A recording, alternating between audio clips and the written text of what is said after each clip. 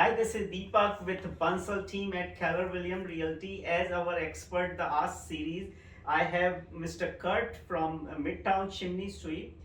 Has many years of experience. He's gonna tell us regarding the wood burning and the gas fireplace, how to light them up and how to use them, maintain it, and keep it to the optimal condition.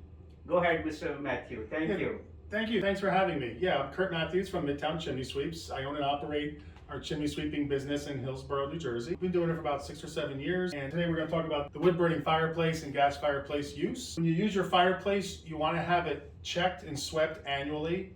That's a condition that's set by the National Fire Protection Association, and we follow that national standard. It applies to wood, to gas. When you're lighting your fireplace, you want to use good, dry, seasoned firewood.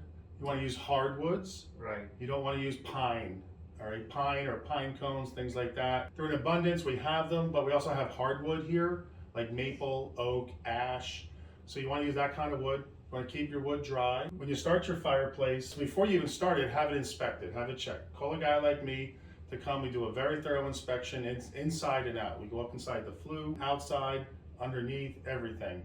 We want to make sure it's in good, usable condition and there's no hidden dangers lurking that may need to be fixed before you use it. You want to get good dry firewood, and with starting fires in a wood fireplace, I always say it's not a microwave, it's more like a slow cooker. Make sure you have plenty of time, like on a weekend kind of thing, and you want to start small and go big. You want to use kindling, maybe some fire starter products, and that helps keep the smoke from coming into the house. Start small and go big. And make sure the damper is open, right? Oh yeah, the damper door. There's an iron door inside there with a handle, push it open. Right. Gas fireplaces, they can be checked annually as well.